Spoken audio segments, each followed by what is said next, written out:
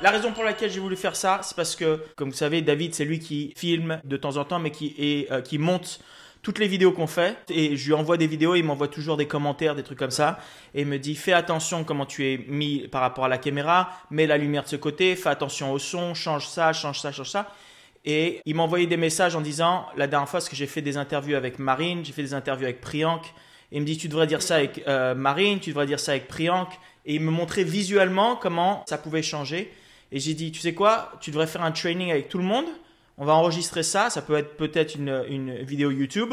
Et en même temps, ça vous donne des petites astuces. C'est pas compliqué. Ça va être des trucs de base pour ressortir que ça fasse plus professionnel. La raison pour laquelle c'est important pour moi qu'on fasse ça, c'est parce que cette année, je veux que l'académie soit plus grand que moi. Donc, je veux qu'à travers les séances de coaching qu'on fasse, qu'on enregistre, à travers les vidéos que je vais vous demander d'intervenir un peu, que ce soit dans les formations gratuites ou plus ou moins, pour qu'on passe vraiment montrer que c'est plus gros qu'une académie, qu'on soit le plus professionnel possible à travers les caméras et pas que ce soit un zoom de merde avec une qualité de merde. Parce que plus on rendra ça professionnel, plus les gens ils vont nous voir comme une autorité et ils vont nous respecter par rapport à ce qu'on fait. Donc ça peut pas être juste moi, il faut que ce soit tout le monde.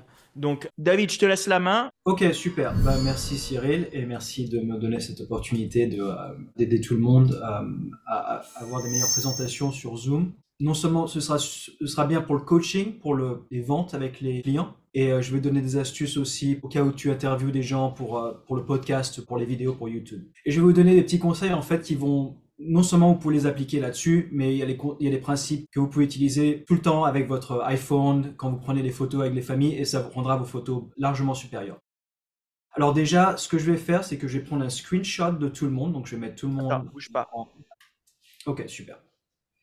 Ok, maintenant ce qu'on va faire, c'est qu'on va faire quelques petits ajustements. Cyril, s'il te plaît, est-ce que tu peux, Cyril et Afef, est-ce que vous pouvez baisser votre caméra un peu comme ça.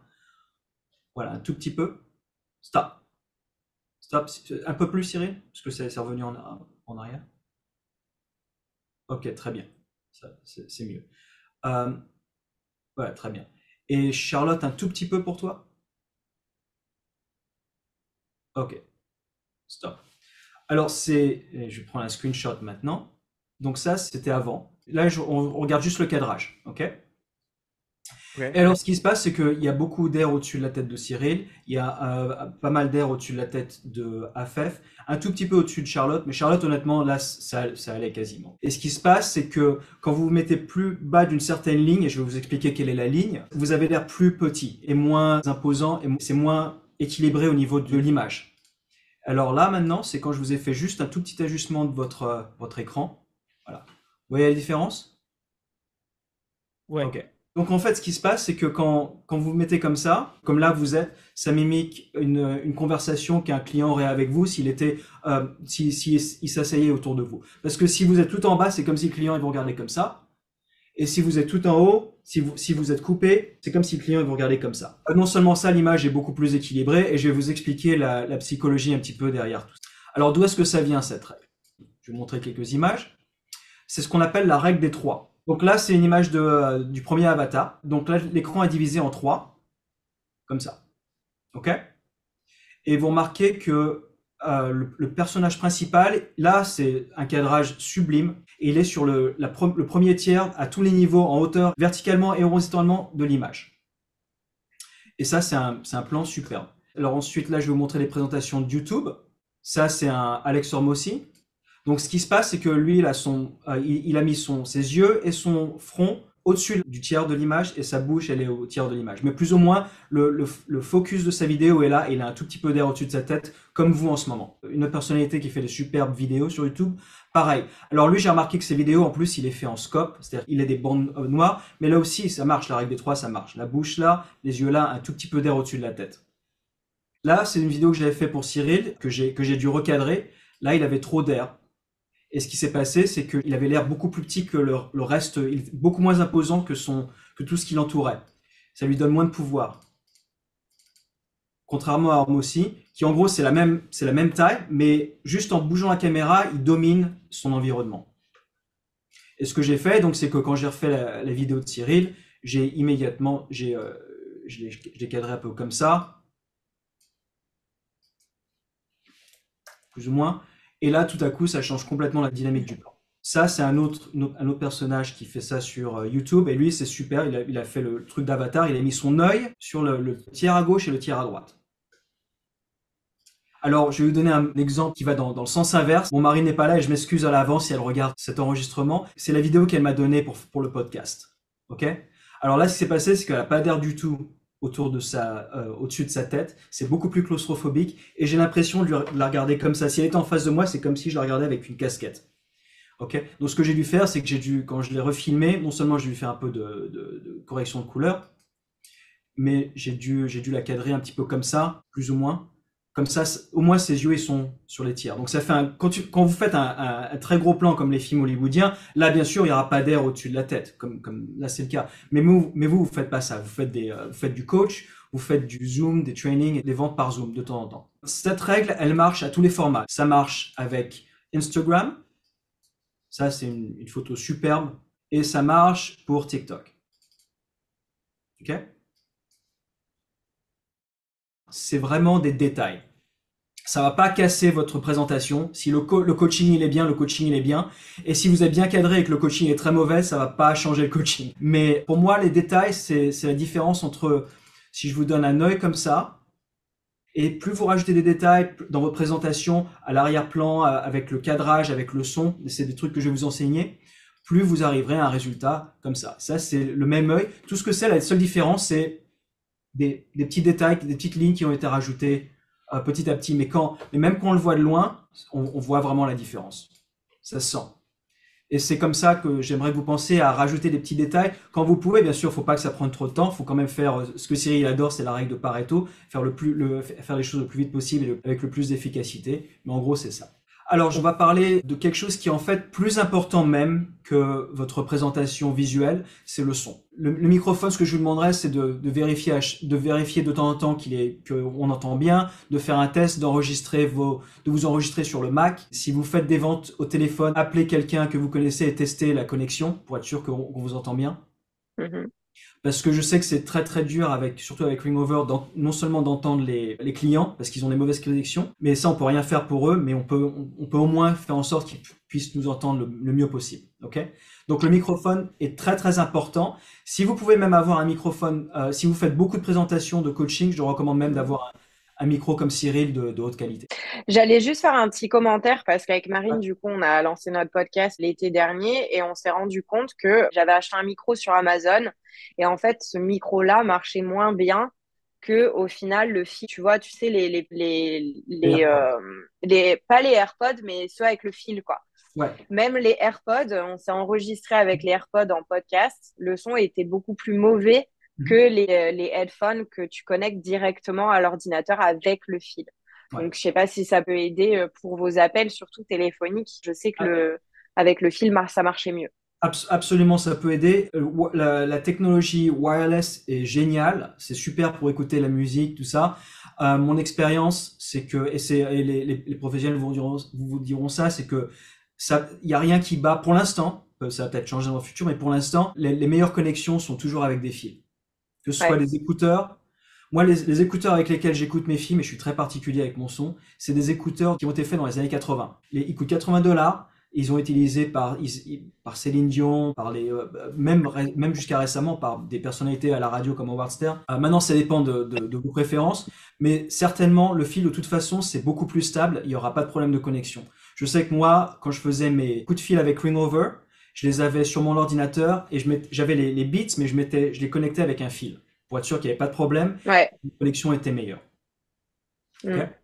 Toujours le fil, c'est toujours mieux. Microphone, micro, pour écouter de la musique, tout ça, c'est toujours mieux. Je vais rajouter un truc par rapport à ça, David. Par rapport si vous n'avez pas un truc avec fil, parce que maintenant, ils viennent pas tous avec des écouteurs avec fil, vous n'en avez pas, et que vous devez utiliser des headsets, le truc qui change le bruit, c'est s'ils sont pas chargés, tout simplement. Et donc, ce qui se passe, c'est quand les écouteurs comme les AirPods, ils sont très bas au niveau de la batterie, c'est là qu'ils commencent à grésiller ou à mal entendre. Alors que s'ils sont chargés à fond, il y a beaucoup moins de problèmes. Donc, juste un petit truc par rapport à ça. Le prochain point dont je vais vous parler, c'est l'éclairage. Donc, je vais pas aller en super détail pour l'éclairage parce que c'est interminable. Mais En général, plus vous avez un éclairage qui est proche de la lumière du soleil, mieux c'est. De toute façon, Zoom est super parce que Zoom est très nous pardonne beaucoup de problèmes au niveau de notre peau et de nos maquillages. Ils font des choses pour la compression beaucoup plus lisse. J'ai remarqué là j'ai une peau superbe sur Zoom et je sais que si je mets ma caméra de mon ordinateur, je vois beaucoup plus les défauts. Donc ça, c'est bien quand on est sur Zoom. Maintenant, quand vous faites des présentations et que vous utilisez une vraie caméra, faites attention à ça. Donc la lumière du soleil, c'est mieux. Si vous pouvez avoir une lumière artificielle qui mimique ça, c'est super. Les lumières qui coûtent beaucoup, ça coûte de l'argent. Mais par exemple, les lumières que Cyril utilise, la grosse lumière, elle mimique la lumière du soleil. J'en ai acheté une comme ça, pas cher. Si jamais les filles, vous voulez les liens, je vous le donnerai. Alors là, je vous vois et je vois pas aucun problème au niveau de l'éclairage de votre visage. Tiens, Elisa, je vais te demander, est-ce que c'est possible, Elisa, que tu sais quoi, on va parler d'un autre point que j'ai pas parlé. Est-ce qu'il était possible de poser ton téléphone ou ton laptop sans que ça bouge? Voilà. Ok. Ok, super. Soyez sûr que vous ayez quelque chose de stable. Utilisez un petit trépied ou une bonne source, quelque chose qui peut le mettre de manière bien stable. Frappez pas trop sur votre bureau si vous êtes sur un ordinateur. C'est important parce que parfois j'ai dû demander à des clients quand je faisais des sales calls qu'ils posent leur truc parce que j'avais mal au cœur quand je les regardais. Et c'est l'effet que ça peut faire à vos clients. Donc l'éclairage de votre visage en général ça va. Soyez sûr que l'éclairage est pas surexposé. Ça c'est des erreurs que je vois beaucoup. Je trouve Elisa que ton visage est un petit peu surexposé. Explique surexposé, David. Surexposé, c'est quand c'est trop clair. C'est moins attirant à l'œil. L'autre chose aussi que je fais, c'est que si vous n'avez pas de lumière, honnêtement, vous pouvez utiliser la lumière de votre ordinateur pour vous éclairer. Et il y a aussi les ordinateurs peuvent aussi faire des lumières de plus froides ou chaudes, donc vous allez plus jaune ou bleu. Et ça, c'est à vous de voir qu'est-ce qui vous plaît le plus. En général, le ton de la couleur de la peau est plus vers le jaune. Donc, si vous pouvez mettre si vous vous faites éclairer par un ordinateur, faites-le de manière le plus jaune possible, plus chaud que froid. Donc, vous voyez ce que je veux dire? J'aimerais rajouter 2-3 petits trucs, David, des points importants sur la lumière pour vous aider un peu tous, parce qu'on n'a pas tous des lumières tout de suite. Alors, il y a la règle où on te dit que si tu mets une lumière qui est artificielle, tu la mets à 45 degrés qui descend vers toi, au-dessus de toi, ok, pour qu'elle essaie d'éclairer. Mais l'autre chose que j'allais dire, c'est que si vous n'avez pas une lumière comme ça et vous êtes près d'une fenêtre, la chose à pas faire, c'est se mettre avec la fenêtre derrière votre tête et la caméra qui vient comme ça, parce que là, on va voir que le soleil derrière et vous serez noir. Et donc, c'est à l'opposé d'avoir la lumière qui vient du côté de votre visage et vous tourner dans l'autre sens. Là, honnêtement, je vois pas de problème avec vous au niveau de l'éclairage pour ce qu'on fait. Ok, on fait pas des présentations super compliquées et ça va pour l'instant. Faites attention quand vous mettez une lumière qui est trop en haut, parce que ce qui va se passer, c'est que ça va mettre de l'ombre sur les yeux. Vous allez avoir ce qu'on appelle des yeux des raccoon eyes. Je sais pas comment on dit en raccoon. C'est quoi les yeux de raton, ouais, les yeux de raton, ouais, parce que ça va faire des ombres. Là, j'ai des lumières. Notre appartement, il a des lumières, ce qu'on appelle overhead. C'est super pour tout bien voir, mais si je les mets à fond, là, je serai super éclairé, j'aurai des ombres bizarres et ce sera vraiment pas bien. Donc là, je les ai mis un tout petit peu pour qu'on voit un petit peu l'arrière-plan. Et là, on va parler donc de l'arrière-plan. Alors, l'arrière-plan, soyez sûr que c'est pas trop sombre. Alors, il y a plusieurs manières de faire ça. Moi, honnêtement, mon arrière-plan, il est un peu sombre, mais c'est pas trop sombre. Parce que là, j'ai baissé les lumières. Honnêtement, si je voulais que l'arrière-plan soit un peu plus éclairé, je pourrais mettre une lumière qui pointe vers les rideaux que j'ai derrière, ou mettre un peu plus forte les lumières que j'ai. Peut-être, sinon, je vais le faire un petit peu là. Voilà, je peux faire un petit truc comme ça.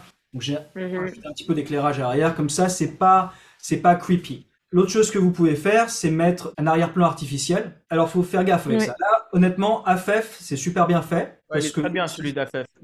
Parce que c'est très très dur à voir que c'est artificiel. Premièrement, ton visage est assez bien éclairé. Je trouve que l'arrière-plan est un peu suréclairé, mais c'est pas la fin du monde. Est-ce que ça te dérange, à moins que tu aies des choses à cacher, de mettre ton environnement normal? Oui, bien sûr. Attends. Voilà, donc la raison pour laquelle ça marche bien déjà, c'est parce que l'éclairage qu'il y a derrière elle est très similaire à l'éclairage qu'il y a dans son arrière-plan artificiel. Et surtout, comme c'est tellement éclairé derrière elle, c'est très facile pour l'ordinateur, pour Zoom, de déligner tout ce qu'il y a autour d'elle et de faire en sorte qu'elle soit masquée Alors la technologie s'améliore avec ça. Je pense que dans 5 ou 10 ans, il y aura Zoom et Instagram et tout ça. Ils pourront faire ça de manière parfaite, où ce sera l'équivalent d'avoir un écran vert derrière nous, où ce sera complètement super bien déligné. Mais pour l'instant, c'est encore un work in progress. Et ce qui se passe, c'est que, Cyril, est-ce que tu peux mettre un environnement artificiel sur toi, s'il te plaît? Voilà, là, tu vois, c'est parce que le noir de son micro est similaire au noir de sa chemise. L'ordinateur, il n'arrive pas à voir quelle est quelle couleur, parce que c'est fait en temps réel. Voilà, là, il y a la moitié de sa poitrine qui est disparue. Ouais, parce que c'est la Donc, même couleur. voilà. Et parfois, ma main, elle disappear aussi. Ouais. Mm. Moi, j'ai un problème. Là, ce qui se passe, c'est que j'ai un siège noir derrière moi. Quand je mets un environnement artificiel, c'est pas horrible. Mais ce qui se passe, c'est que c'est un peu dur pour l'ordinateur de voir où est mon siège et où sont mes cheveux. Donc mes cheveux, vous voyez, ils changent de forme. Ok. Mais c'est pas horrible. Parce que le mieux pour moi, c'est quand je le mets en flou. Et là, c'est très très dur là, ça passe bien.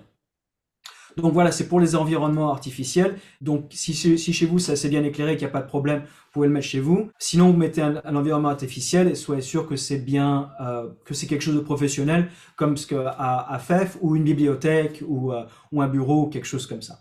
Okay. Et essayez de faire en sorte que l'éclairage qu'il y a et ça c'est bon, c'est un peu plus développé, mais de faire en sorte que l'éclairage de l'environnement artificiel soit similaire à votre éclairage, que l'environnement lui-même soit pas trop différent. Voilà, donc j'ai quasiment fini ma présentation. Je vais vous donner quelques petites astuces supplémentaires. La plupart des webcams, des caméras qui viennent avec les ordinateurs sont en général de pas très bonne qualité. Même moi, j'ai un iMac M1 que j'ai acheté il y a 1 an et demi, et la qualité ça va pour un webcam, mais honnêtement c'est pas terrible. En plus sur Zoom, c'est encore plus dégradé. Si vous voulez vraiment améliorer vos présentations, vous pouvez utiliser votre téléphone et le brancher sur votre ordinateur si c'est possible, ou encore acheter une vraie caméra et la brancher sur l'ordinateur. Pour l'instant, personne fait ça en ce moment. Honnêtement, vous n'avez pas besoin de faire ça, mais si c'est vraiment vous êtes intéressé par ça, ça vous donnera des meilleurs résultats et une meilleure image. Juste pour rajouter par rapport à ça, la nouvelle macOS, si vous utilisez un Mac et que vous avez un iPhone, et que vous utilisez le logiciel qui est mis à jour, automatiquement, si vous amenez votre téléphone là où il y a la webcam et vous mettez un trépied derrière, il va transitionner de la caméra à la caméra de l'iPhone. Et il va utiliser l'iPhone comme caméra qui va vous donner jusqu'à 4K. Ou sinon, si ça ne le fait pas automatiquement, il y a juste un tout petit bouton, vous pouvez aller voir une vidéo sur YouTube pour le faire. Il faut juste que vous ayez un trépied que vous mettiez derrière l'ordinateur. Et il y a même des attachements qui s'attachent directement sur la caméra et ça va complètement changer la qualité de votre vidéo. Okay. N'oubliez pas quand vous filmez de toute façon qu'il y a il n'y a pas juste la qualité de la caméra qui vient en jeu, mais honnêtement la compression qui est faite avec Zoom et avec l'iPhone. Qu'est-ce que ça veut dire compression, David? Parle-nous. Ouais, excuse-moi. Ok, Parle-nous français. Parle comme si tu parlais avec des gamins de 5 ans. Ok. Ce qui se passe, c'est que là, ok, Zoom, là, si je filme si je prends ma caméra normale par exemple, là, et que je filmais toute cette interview. Tout cet entretien, j'aurais une vidéo qui ferait en place, on va dire, peut-être 30 gigabytes. Vous savez ce que c'est des gigabytes par rapport aux mégabytes et tout ça? Juste la taille du fichier, quoi. La taille du fichier serait énorme, ok? Ouais. Quand Zoom, si je leur donne, ils peuvent pas faire ça en temps réel. Il n'y a rien qui peut faire ça en temps réel à travers l'internet. Ma connexion, elle est à 400, quand c'est la plus rapide, c'est style 400 mégabytes par seconde, ce qui est énorme. Mais c'est pas suffisant pour transférer un truc à haute définition comme ça en temps réel. Ok, peut-être que dans 10 ans on sera là. Pour l'instant on n'est pas là. Donc ce qu'ils font, c'est que Zoom et iPhone, tout ça, ils réduisent la qualité. Ils ont des algorithmes qui compressent, qui font en sorte que quand tu mets ça sur des images plus petites, tu vois pas les différences. Là, je vous vois honnêtement, c'est très très dur de voir la différence entre ça ou avoir une image d'iPhone ou d'une caméra. Mais ce que j'allais dire par rapport à ça, David, c'est que le problème avec Zoom, c'est que quand tu es en live, on se voit très bien et la qualité est très bonne. Ouais. Mais une fois qu'après l'enregistrement est passé, c'est l'enregistrement qui est complètement compressé et la qualité est beaucoup moins bonne. Mais c'est normal, ils doivent avoir… Là, on est 4, parfois ils ont 20 personnes, 30 personnes, 100 personnes qui doivent mettre en même temps dans la même connexion. C'est impossible d'avoir ça, ne serait-ce que même à 1/10 de la qualité en temps réel. Celui qui a la meilleure qualité, mais ça c'est pas pendant des zooms et des coachings en direct, mais c'est des enregistrements, c'est quand vous utilisez Loom. Si vous utilisez Loom, par exemple, pour faire une vidéo de présentation, la qualité est largement meilleure. Mais quoi qu'il arrive, par exemple, parce que c'est pour ça que j'ai demandé ça à Marine, si on fait des enregistrements, des trucs comme ça, elle peut enregistrer ça avec Zoom et en même temps, à côté, elle a son iPhone et elle enregistre en backup avec son iPhone. Comme ça, quand on donne les fichiers à David, après lui, il peut éditer en fonction de la meilleure qualité et on garde le son à travers les autres, ça lui donne un backup. C'est pour ça que moi, quand j'enregistre, j'ai toujours 2 ou 3 caméras qui enregistrent en même temps. Parce que même s'il y a toujours un fichier qui déconne ou ça marche pas, j'ai 2 ou 3 autres angles. Alors, je vous demanderai si vous enregistrez avec une caméra de backup, de faire attention à la règle des tiers. Et l'autre chose que je voulais vous dire, c'est que vous pouvez... donc, cette astuce de la règle des 3, en fait, c'est quelque chose qui va donner vraiment un aspect beaucoup plus professionnel à vos photos. Et vous pouvez mettre ce cadrage sur votre iPhone pendant que vous prenez les photos, sur votre téléphone. Ils ont un truc, et si vous regardez dans les settings, je ne sais pas si c'est pour les Samsung et pour tous les autres téléphones, mais en général, mais ça ne m'étonnerait pas. Vous pouvez mettre ce qu'on appelle un Rule of Third Overlay et ils vont vous mettre les barres et vous pouvez cadrer avec ça, vous habituer à cadrer avec ça. Comme ça, vous ferez des photos de famille qui sont super, vous ferez des photos quand vous allez en vacances qui sont superbes. Et bon, bien sûr, l'éclairage, tout ça, ça a le jeu, mais au moins le cadrage sera super. Et ça, pour moi, le cadrage, c'est la moitié de la bataille au niveau du visuel. Tout dernier truc que Cyril m'a demandé de vous rappeler, là il n'y a aucun problème bien sûr, d'après ce que je vois, mais soyez sûr de nettoyer votre caméra rapidement avant de... Ça, je veux en reparler, David. Je veux en parler encore plus que ça, parce que c'est tellement important. À chaque fois que vous faites un coaching, à chaque fois que vous filmez, à chaque fois que vous enregistrez, que ce soit avec votre téléphone ou votre ordinateur, ok, ce que vous faites, c'est que vous prenez ça, si vous n'avez rien d'autre, ok, vous nettoyez. Si vous n'avez pas, et vous nettoyez aussi le truc. Parce que ce qui se passe, les 3 quarts du temps, c'est qu'on ne s'en rend pas compte, mais ce n'est pas forcément qu'il est sale parce qu'on ne le voit pas, mais on met des doigts de nos pouces sur là où est la caméra et la webcam, quand on descend notre ordinateur, quand on bouge la webcam, quoi que ce soit. Et le résidu qu'on a sur les doigts, l'huile et tout ça, ça donne une qualité qui est beaucoup moins bonne. Et la dernière fois, j'ai fait par exemple un truc avec Priyank. Et il était dessus, je lui ai dit, Priyank, juste avant de démarrer, fais juste ça comme ça sur ta caméra. Et il l'a enlevé. Il a dit, oh là là, la différence, j'avais pas vu. Et c'est tout simple et on n'y pense jamais. Et donc, même si vous faites un truc pour votre Instagram, pour votre quoi que ce soit devant, derrière, vous filmez, quoi que ce soit, juste avant de filmer, c'est ça et ça met 3 secondes et après, vous êtes tranquille. Alors, le mieux, c'est d'avoir, soit vous pouvez acheter des petits, il y en a plein là sur Amazon, moi j'en ai plein comme ça, c'est des petits... des petites feuilles mouillées, on peut en avoir genre 200 pour $10 ou un truc comme ça. Hop, on nettoie. Ou sinon, il faut avoir ce qu'on appelle une microfibre, une fiche microfibre pour nettoyer.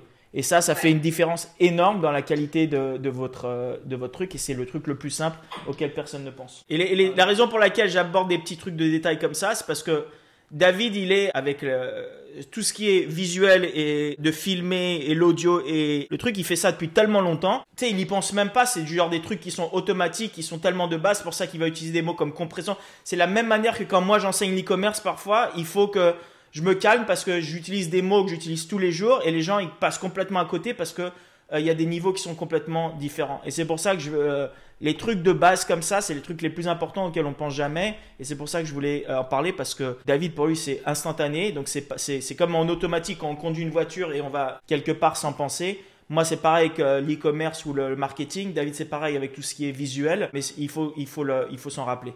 OK? Alors, un tout dernier tip que je fais, c'est que là, ma caméra, vous voyez mon curseur?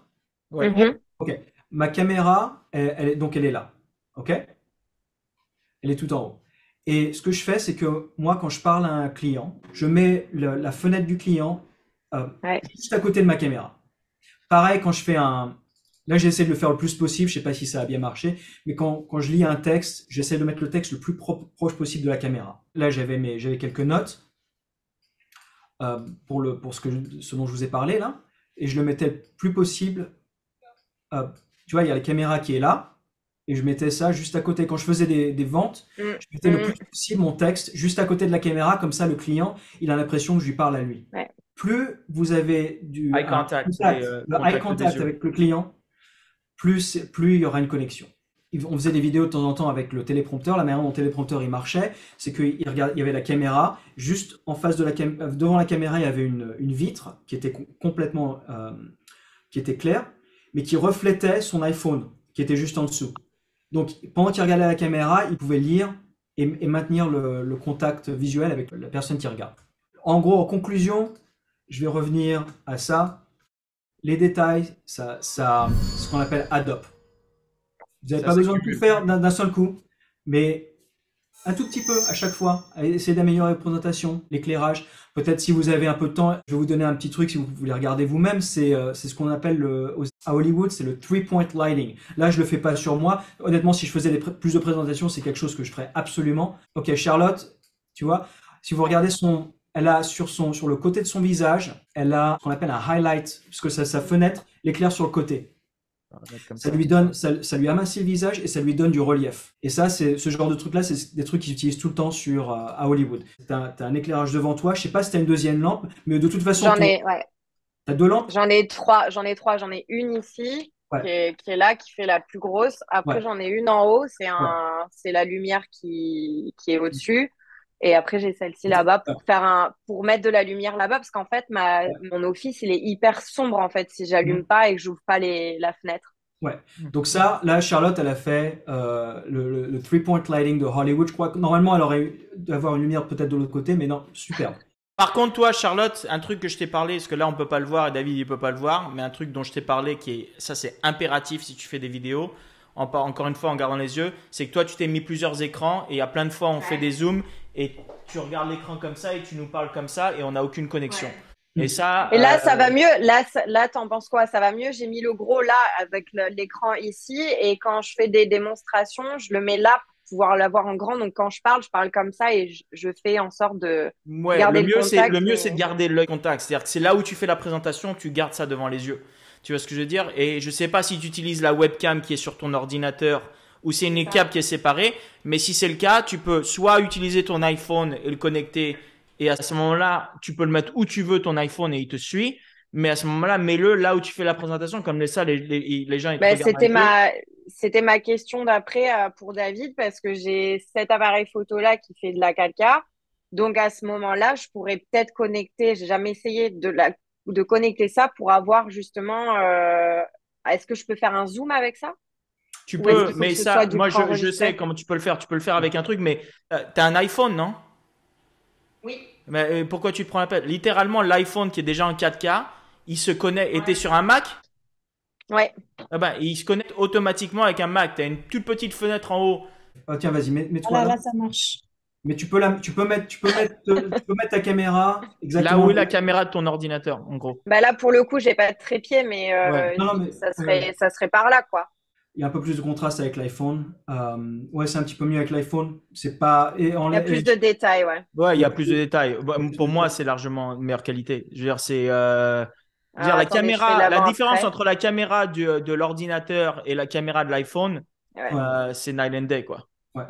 Et pareil, hein, quand tu peux le brancher après le mettre, le connecter. Et si tu utilises Loom pour faire une vidéo, tu mets ton iPhone et la qualité sera encore meilleure.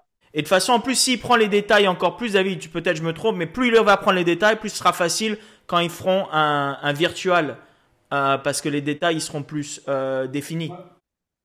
Est-ce que c'est bon? On a des questions ou vous avez tout capté? Ouais, moi, c'est bon. C'est bon? C'est bon. Les détails, ça se rajoute les uns sur les autres. Okay, ouais, pense à ça. Donc, encore une fois, on répète, hein, c'est la règle des trois, le micro est vérifié, nettoyez votre écran et essayez d'avoir une bonne lumière pour voir qui vous éclaire bien et pas être trop, comme il dit, overexposed ou trop éclairé. Ok? C'est la base. Ou trop sombre, ou trop sombre aussi. Ou trop sombre aussi. Ou trop sombre. Mais surtout, ne mettez pas une caméra en dessous de vous.